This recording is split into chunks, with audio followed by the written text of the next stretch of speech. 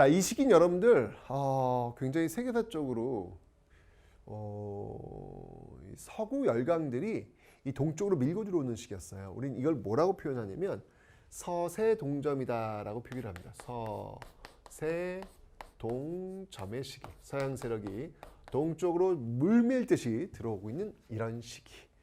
자, 이런 시기에 우리나라에서 당연히 영향을 받죠. 어떻게 영향을 받냐면 정말 모양이 다른 그 이예요. 모양 양자. 그 배들이 굉장히 많이 출몰을 하는 거야. 야, 얼마나 놀랬겠어. 듣도 보도 못한 배가. 그래도 그 안에는 이상한 사람들이 살고 있는 거야. 타고 있는 거야. 머리 색깔이 또 오래. 키도 커. 코는 이따만큼 나왔어. 뭐야? 저 괴물이야. 뭐야? 왜 쟤들 뭐야? 라고 하면서 웅성웅성 될 수밖에 없잖아요. 그래서 바로 이렇게 이양선이 많이 출몰하고 있는 시기. 근데 그 이양선을 왜 왔냔 말이야. 그 서구의 배들은 딱 목표 하나예요. 통상수교. 자국의 물건들을 팔겠다는 이야기죠. 자국의 자본주의 시장에서 만들어내고 있는 산업혁명을 통해서 만들어내고 있었던 그런 물건들을 팔겠다는 이야기죠. 판매처가 필요했던 거예요. 그러니까 통상하자는 거예요. 그러니까 통상수교를 외치는데, 자, 흥선대원군은 과연 여기서 어떤 선택을 하게 될까요? 바로 흥선대원군의 선택. 흥선의 선택은 바로 이런 통상수교에 대해서 거부 정책을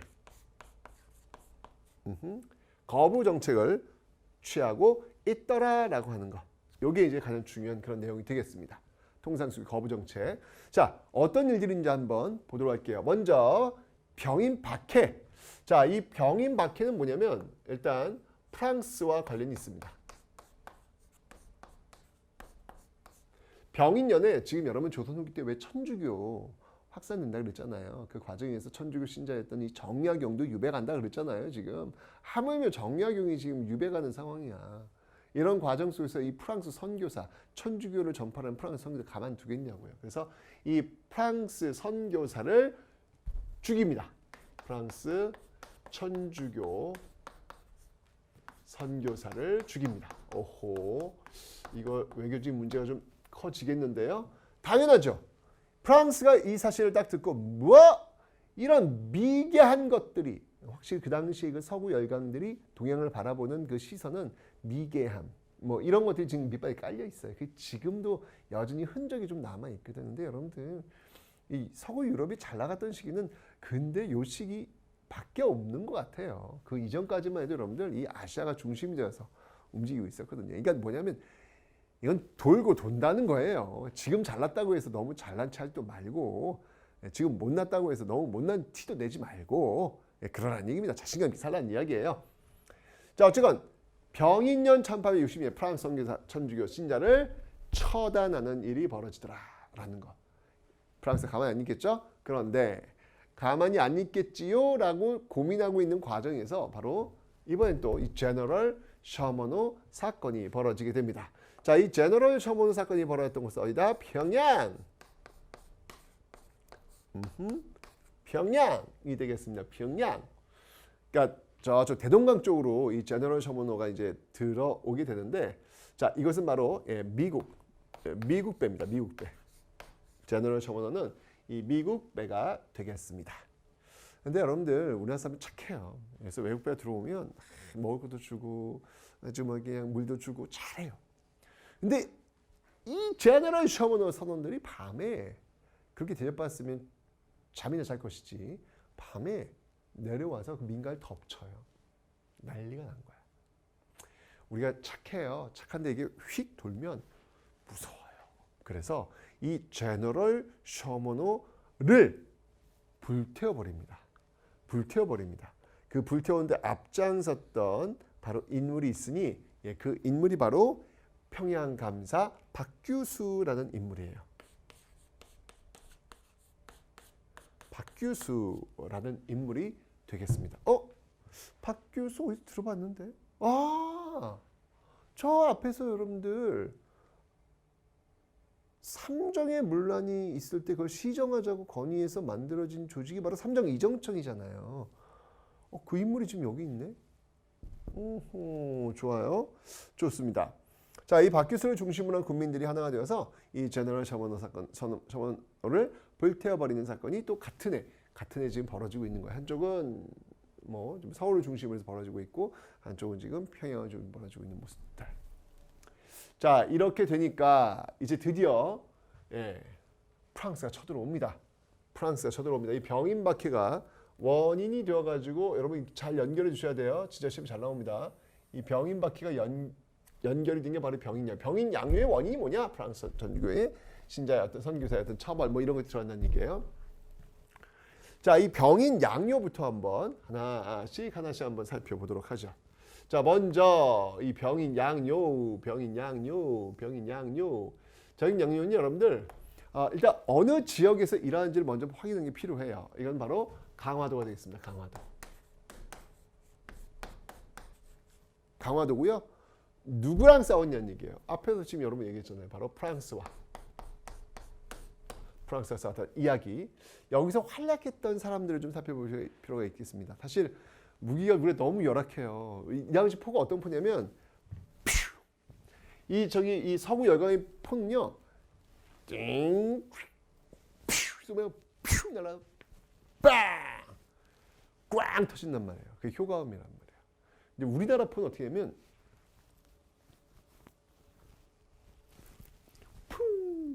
쿵 이렇게 떨어져요. 안 터진다는 얘기죠. 그러니까 우리 전통적인 지금 쓰고 있는 이 포는 뭐냐면 쇳덩어리를 던져가지고 쇳덩어리를 그 나무배에 맞춰서 나무배에 구멍 나게 해가지고 타격 줘가지고 가라앉도록 하는 거. 이 방법이었어, 이 방법. 근데 여기는 그런 무기가 아니란 말이에요. 퓨, 빵. 이러니 게임이 되냐고요? 안 되죠. 그럼 우리는 뭘 어떻게 해야 돼? 우리는 뭐 대신 인원수가 많잖아. 그 많은 인원을 갖고 꾸역꾸역 죽어가면서 버티면서 막아내는 방법밖에 없는 거죠. 가슴이 너무 아파요. 이때 그런 모습 너무 나와가지고 바로 병인양 때 그렇게 이제 많은 분들이 돌아가시는데 어쨌건 이때 이 강화도를 지켰던 인물이 있으니 그 인물이 누구다? 바로 양헌수라는 인물이에요, 여러분들. 꼭 기억해 주셔야 합니다. 진짜 시험에 잘 나옵니다. 양헌수. 양헌수가 활약했던 곳은 어디였냐면요, 바로 정족산성입니다.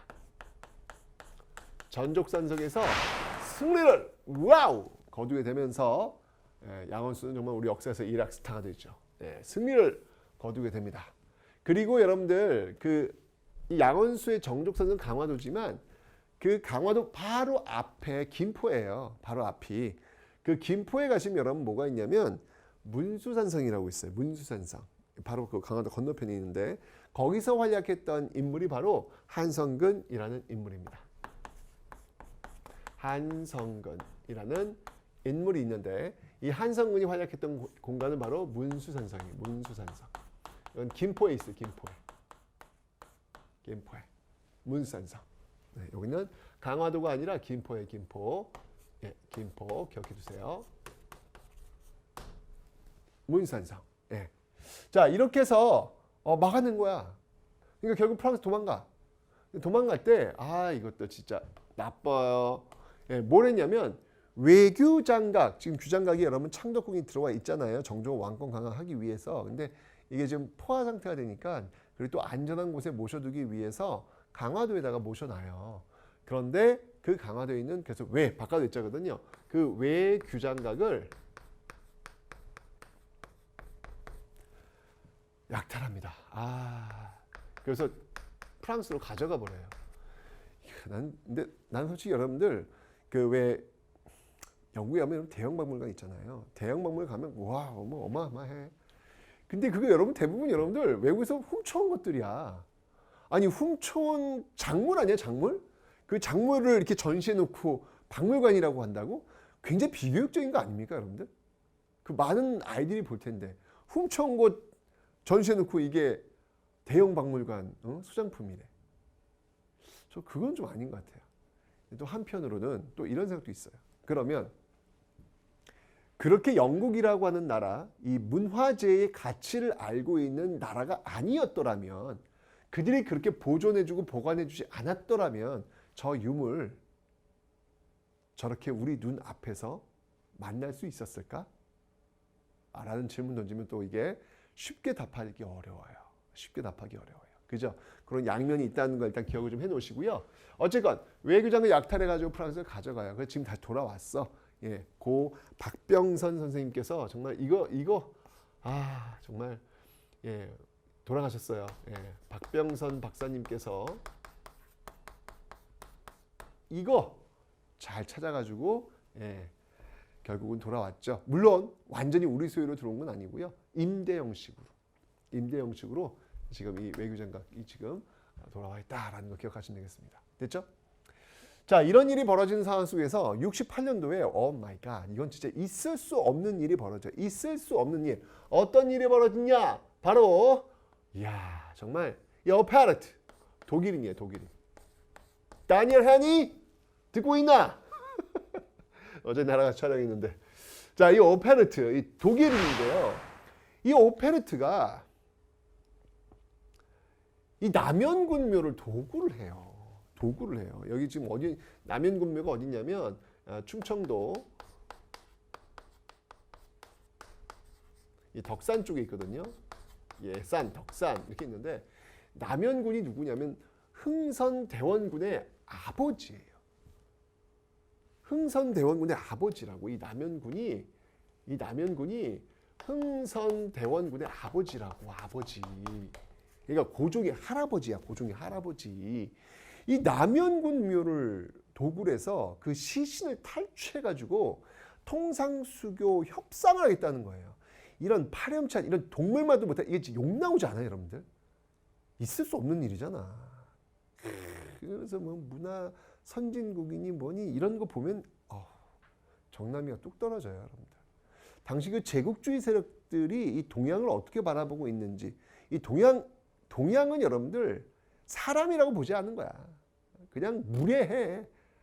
그냥 미개한 것들이니까 막 해도 된다라고 하는 어떤 그런 제국주의적인 어떤 이런 인식들이 여전히 남아 있었구나라는 것을 볼 수 있죠. 여러분, 이제 이런 일이 벌어지면 어떻게 했어요? 이런 인간들하고 통상수교를 해야 되겠어? 이건 사실 쉬운 게 아니죠.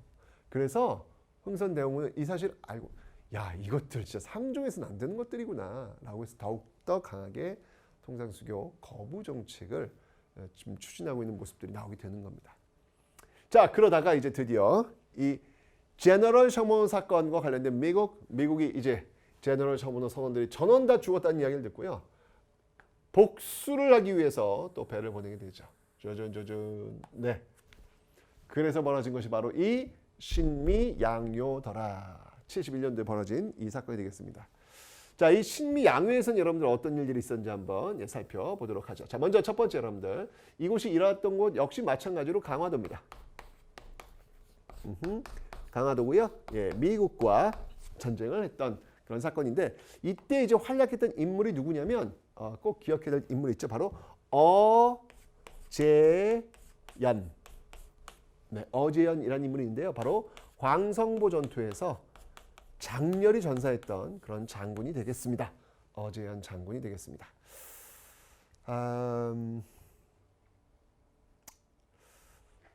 진짜 이 무기가 너무 열악해가지고 이 싸우기가 어려웠어요. 쉽지 않았어요. 예. 그래서 여러분 강화도에 가시면 여러분들 그 무명용사 무덤들이 있어요. 예, 정말 그 당시 정말 이름조차 몰라요. 이름 없는 아무개들이 이 강화도 지키겠다고. 참 강화도가 옛날에는 정말 그 몽골 쳐들어왔을 때 고려 정부가 이제 이쪽으로 천도했잖아요. 그죠? 마지막 보루예요. 조선시도 마찬가지였고, 조선도 왜 그 후금 쳐들어왔을 때 인조가 강화도로 도망가거든요. 피신 가거든요. 그러니까 항상 마지막 보루였다는 얘기지. 근데 이 강화도가 근대사로 들어오면서 마지막 보루가 아니라 최전선이 돼요. 최전선. 예. 그래서 이곳에서 정말 그 이름 없이 쓰러져 갔던 그 많은 사람들이 계신데, 어쨌건 이 광성보 전투에서 격렬히 맞서 싸우다가 결국 돌아가시죠. 많은 사람들이. 자, 그때 이제 이 미국이 또 약탈해 간 게 있어요. 그게 뭐냐면 바로 이 장수 깃발, 예, 수자기. 또 이 수자기를 또 약탈해 가는 네, 그런 모습들. 이게 이제 장수 숫자 그 깃발을 꺾어다가 이제 가져가가지고 미국 그 해군 박물관에서 전시를 하고 있었죠. 나중에 이제 다시 또 우리한테 뭐 소유권을 인정하는 건 아니고요. 또 이렇게 돌아는 오긴 합니다. 다 돌려받긴 하는데 어쨌든 그런 또 아픈 일이 있었다는 사실. 자, 이렇게 이제 미국을 물리친 거야. 이게 그러고 보니까 우리가 지금 프랑스랑도 싸웠고 미국하고도 싸웠네. 우리 미국하고 싸워본 나라야. 트럼프 들어봤나? 우리는 당신하고 싸웠어. 이런 나라예요, 그죠? 그러니까 이 당시 그 우리 선조들은요. 이거 뭐 서양 이 제국주의 세력들하고는 상종을 못하고 얘들은 이게 짐승이 금수만을 못하구나. 막 시신 탈취하지 않나. 문화재 막 약탈해가지 않나. 이건 뭐 나쁜 이런 나올 수밖에 없는 거죠. 그래서 신미양요 이후에 전국 각지에다가 뭘 세우냐면 여러분들 바로 척화비라는 걸 세웁니다. 척화비.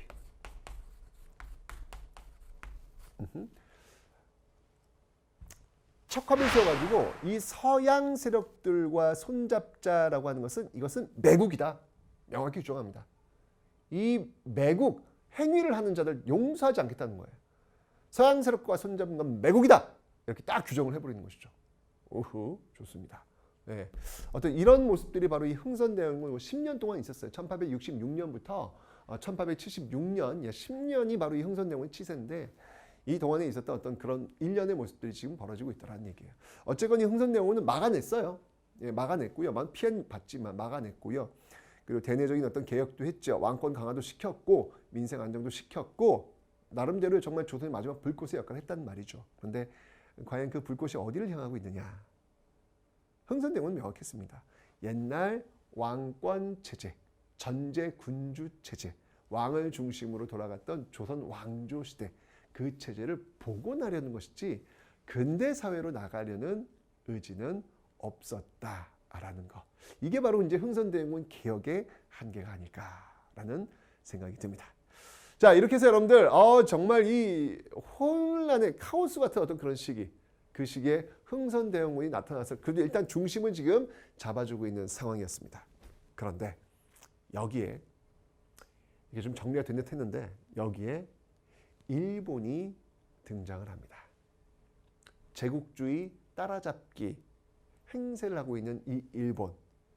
자, 그 일본이 과연 어떤 모습으로 우리에게 다가올지 다음 시간에 한번 확인해 보도록 하겠습니다.